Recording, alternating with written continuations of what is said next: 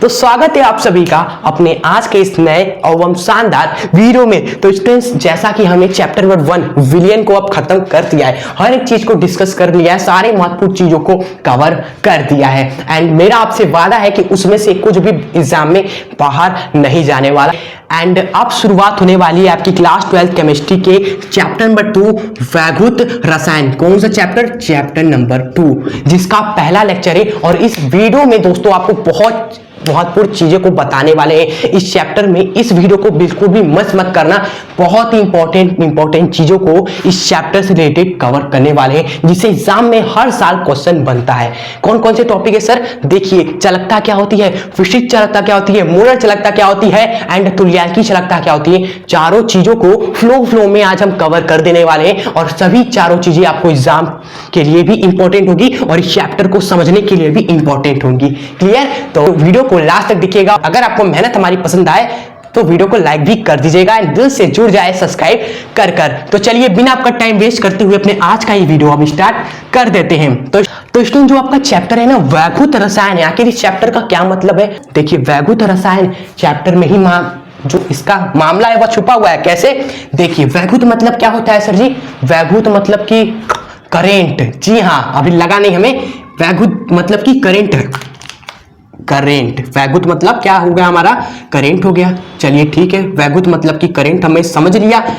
And इस रसायन मतलब क्या है सर जी? केमिस्ट्री में रसायन विज्ञान मतलब कि अभिक्रिया, हर जगह अभिक्रिया, रिएक्शन ही रिएक्शन है हमारा। क्या? रसायन मतलब कि रिएक्शन। अब दोस्तों, यहीं से आपका वैद्युत रसायन बन गया, मतलब कि रिएक्शन और करंट। मतलब कि चैप्टर में आपका क्या है कि आप रिएक्शन द्वारा कैसे करंट पैदा कर सकते हो और करंट द्वारा कैसे रसायन अभिक्रिया करा सकते हो। यही आपका वैद्युत रसायन चैप्टर में आप पढ़ने वाले हो। यानी कि सर जी, कैसे हम अभिक्रिया कराकर, रिएक्शन कराकर करंट पैदा कर सकते हैं या बना सकते हैं। ठीक है, बना सकते हैं। एंड दूसरी बात कि कैसे हम करंट प्रभावित कर अभिक्रिया करा सकते हैं। यही दोस्तों हम पढ़ने वाले हैं मेनली इस चैप्टर में। और ये सभी चीजें आपको तभी समझ में आएगी ना जब आपको ये कुछ पॉइंट जो आज हम डिस्कस करेंगे वो आपने समझ लिया और उससे भी सवाल पूछ जाते हैं। और आप सभी जानते हो कि कैसे हम बना सकते हैं। इसके लिए क्या उपयोग किया जाता है? गैल्वेनिक सेल का यूज किया जाता है। अभी थोड़ा सा इंट्रो दे देते हैं हम, फिर टॉपिक तो क्लियर करेंगे ही। गैल्वेनिक सेल का यूज कर हम रिएक्शन को करंट में बदल सकते हैं। एंड वैद्युत अवघटनी सेल का यूज कर किसका? सेल से हम क्या कर सकते हैं? करंट प्रभावित कर अभिक्रिया करा सकते हैं। तो ये चीजें तो आगे हम पढ़ेंगे, लेकिन उससे पहले हमें क्या समझना है? चालकता को समझना है, विशिष्ट चालकता को समझना है एंड मोलर और तुल्यांकी चालकता को। ठीक है, चलिए इसको यूज करते हैं और मेन जो टॉपिक है वो अभी स्टार्ट कर देते हैं स्टूडेंट्स। ठीक है, सबसे पहले तो स्टार्ट करते हैं हम अब आपका। तो ये सभी आप सबसे पहले हेडिंग डालिए, चालकता क्या होती है। फिर चालकता आपने समझ लिया है ना, तो मोलर एवं तुल्यांकी चालकता एकदम आसान है, कभी भी फिर भूल नहीं पाओगे अगर इन बेसिक चीजों को स्ट्रॉन्ग कर लिया तो। ठीक है, तो आप एक ही चीज से समझ जाओगे, एक ही डायग्राम से समझ जाओगे। वो डायग्राम है आपका, कौन सा डायग्राम हम हर बार बनाते हैं सर जी? विलियन का। ठीक है, और इस विलियन को कभी भी नहीं भूलना है जो हम बनाते हैं। ओके, ये हमने बना दिया एक प्यारा सा विलियन। और इसमें हम क्या सबसे पहले लेंगे?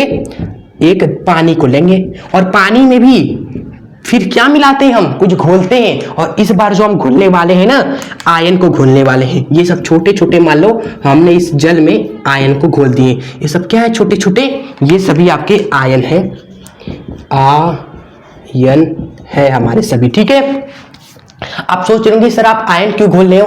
क्योंकि वैद्युत रसायन चैप्टर है, यानी कि कहीं ना कहीं विलियन में हम धारा को डालेंगे, करंट को फ्लो कराएंगे। ओके, तो करंट को जब आप फ्लो कराओगे, इसमें आप तार डालोगे वगैरह, तार वगैरह इसमें डालोगे और इस तार से क्या हो जाएगा दोस्तों? हमारी वैद्युत धारा इस विलियन में जाएगी। वैद्युत धारा इस विलयन में जाएगी तो ये वैद्युत धारा का संचालन भी तो होना चाहिए, वैद्युत धारा का संचालन भी तो होना चाहिए। आप वैद्युत धारा प्रभावित करोगे, संचालन ही नहीं होगा तो क्या फायदा धारा प्रभावित करने का।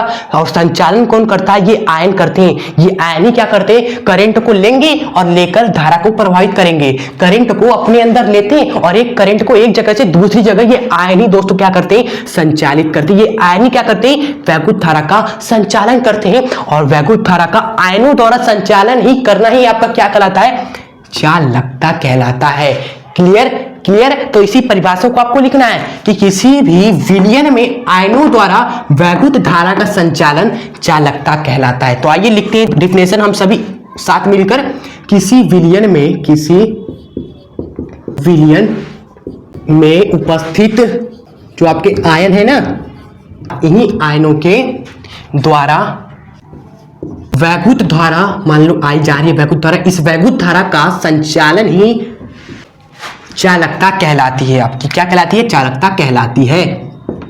क्लियर। चालकता आपका क्या है, और बात करें इस चालकता को हम दोस्तों सी से दिखाते हैं। इस चालकता को हम सी से दिखाते हैं और ये चालकता होती है आपकी प्रतिरोध के व्युत्क्रमानुपाती होती है। यानी कि प्रतिरोध को 1/, में लिखोगे तो यही आपका क्या होता है, चालकता का सूत्र होता है। Okay clear. चालकता आपने समझ लिया। अब एक और हमें टॉपिक जो है हमारा विशिष्ट चालकता, आप यहीं पर समझ जाने वाले हो। आप सोच रहे हो सर जी चालकता समझ लिया, आप विशिष्ट चालकता क्यों समझ रहे हम, विशिष्ट चालकता का क्या खेल है। देखो आपने कहीं ना कहीं प्रतिरोध का सूत्र तो जरूर पढ़ा होगा। प्रतिरोध बोले तो आर, और ये आर का सूत्र आप जरा याद करो, क्या आपने पढ़ा था 10th में।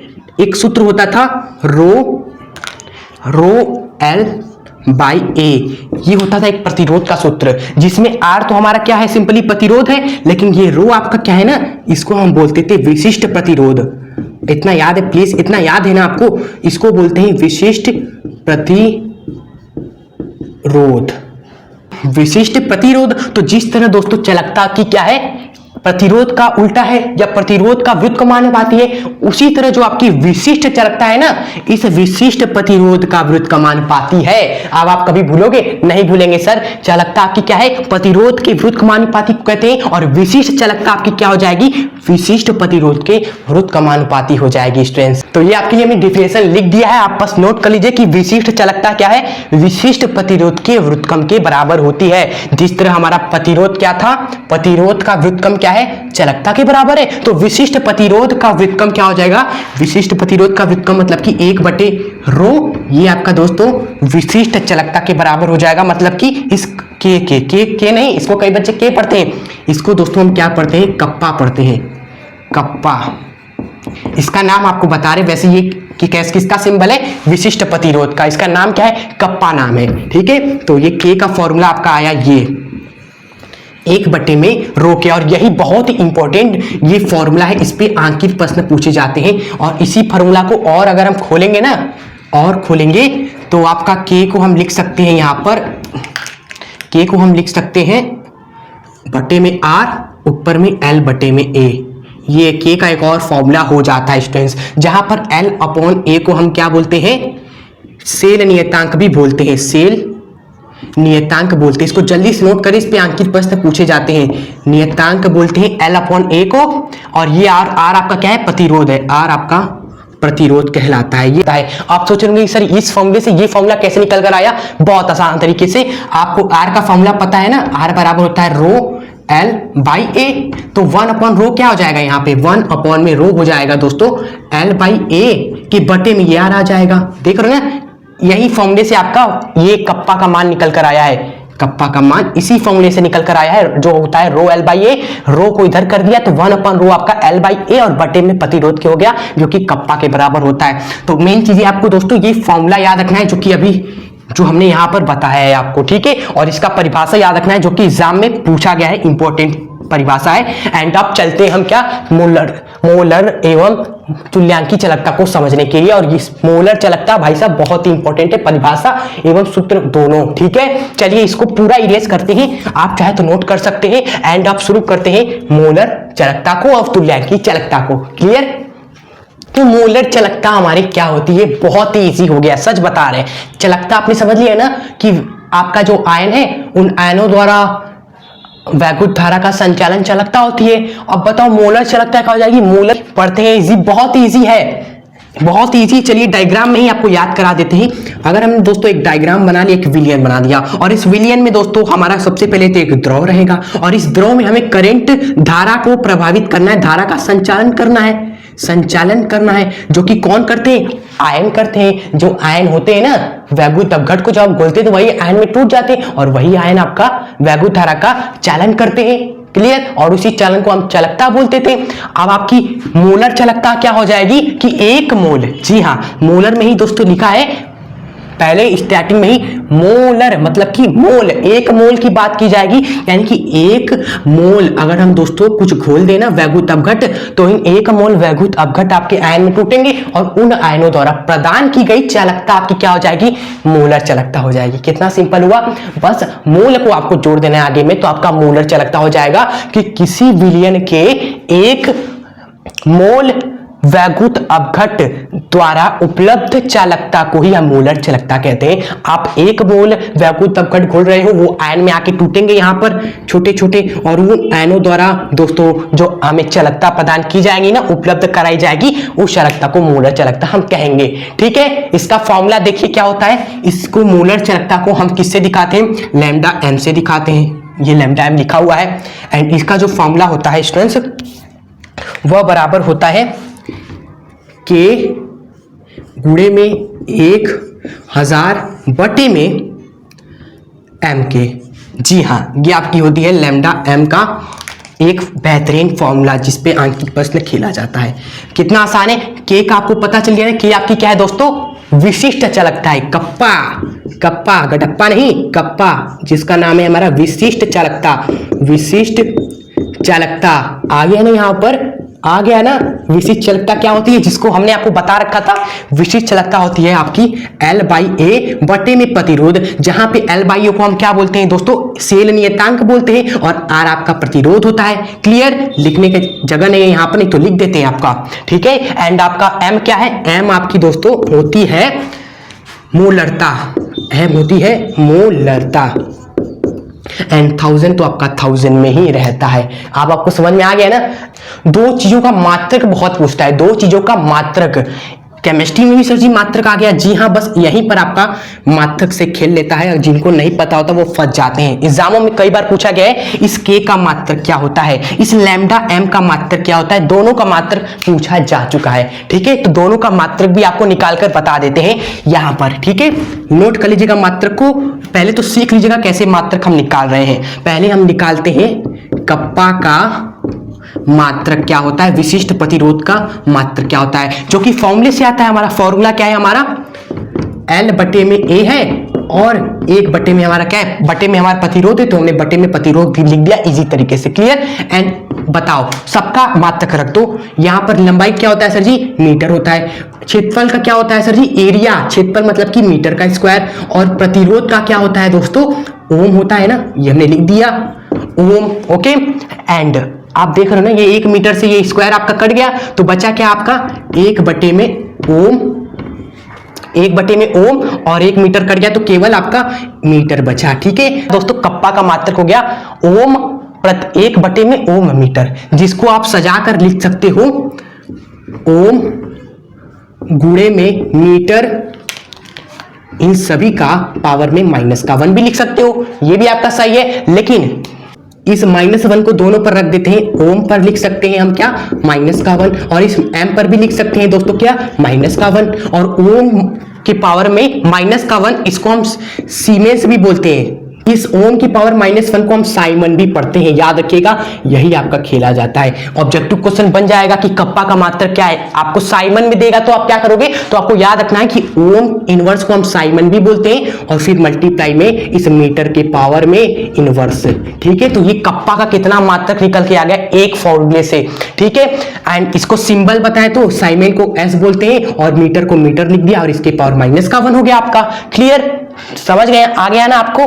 तो ये हो गया कप्पा का मात्रक, ओके। और इस कप्पा के मात्रक से आप इस लैम्डा एम का भी मात्रक निकाल सकते हो। यहाँ पर कप्पा का मात्रक रख देना दोस्तों, चाहे साइमन मीटर इनवर्स रख देना, चाहे ओम मीटर के पावर में माइनस इनवर्स रख देना, कुछ भी रख देना, आपका लैम्डा का भी कई सारा मात्रक आ जाएगा। जो मेन मात्रक था कप्पा का जिसपे खिला जाता है एग्जाम में, वो आपको यहाँ पर लिखवा दे, इसको नोट जरूर कर लीजिएगा, ठीक है। एंड इसके बाद आपका क्या है, तुल्यांकी चालकता बची हुई है, तुल्यांकी चालकता। तो इसको पूरा इरेज करेंगे तब तुल्यांकी चालकता आपको बता पाएंगे, ठीक है। तो आप आइए देखते हैं हम तुल्यांकी चालकता आखिर क्या होती है। सेम टू सेम उसी तरह है जैसे मोलर में हमारा क्या था, 1 मोल था ना, इसी तरह तुल्यांकी में क्या हो जाएगा दोस्तों, 1 तुल्यांकी भार। बस बाकी परिभाषा आपकी सेम रहेगी कि किसी विलयन में आपका वैद्युत अवघट के 1 मोल नहीं बल्कि 1 तुल्यांक भार द्वारा दोस्तों जो भी उपलब्ध चालकता होगी ना, उसको हम तुल्यांकी चालकता बोलते हैं। और इसके भी फॉर्मूला दोस्तों लगभग सेम ही होता है, बस एक छोटा सा डिफरेंस होता है ना। पहला डिफरेंस ये होता है कि इस तुल्यांकी चालकता को पहले तो लैम्डा इक्विवेलेंट से दिखाते हैं, इक्विवेलेंट, ठीक है। एंड इसके फॉर्मूले में भी थोड़ा सिमिलरिटी होती है। क्या सिमिलरिटी होती है कि यहां पर भी कप्पा रहता है, गुणे में 1000 रहता है, लेकिन बटे में मोलरता की जगह में क्या हो जाता है, नॉर्मलता आ जाता है, एन से जिसको दिखाते हैं, ठीक है। एन आपका क्या होता है, नॉर्मलता होता है। ए को आपको पता ही है दोस्तों, कप्पा बोलते हैं। और इसका फॉर्मूला बार बार लिखवाएंगे, बहुत ही इंपॉर्टेंट है इसका फॉर्मूला, L/A बटे में प्रतिरोध। और यहाँ पे L/A को हम लिख सकते हैं क्या, सेल नियतांक या फिर इस स्थिरांक बटे में आर यानी कि प्रतिरोध, ओके।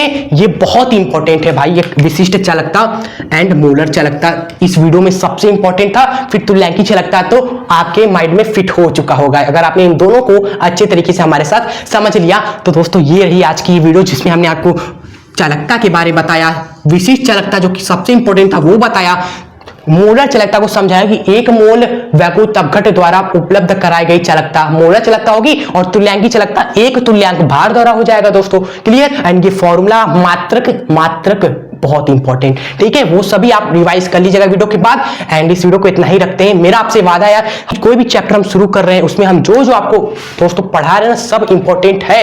एंड अगर आप उसको अच्छे तरीके से समझ लिया तो उससे बाहर ना कभी बोर्ड पूछा था पिछले साल, ना कभी पूछेगा, क्लियर। तो इस वीडियो को अगर पसंद आया हो तो वीडियो को लाइक जरूर कर दीजिएगा, एक प्यारा सा कमेंट करना मत भूले ताकि हमें पता चले आपकी हमारी ये मेहनत आपको कैसी लगी। तो मिलेंगे आप सभी से एक नेक्स्ट बेहतरीन शानदार वीडियो के साथ, तब तक के लिए हंसते रहें, खुश रहें एंड आगे बढ़ते रहें। जय हिंद, वंदे मातरम।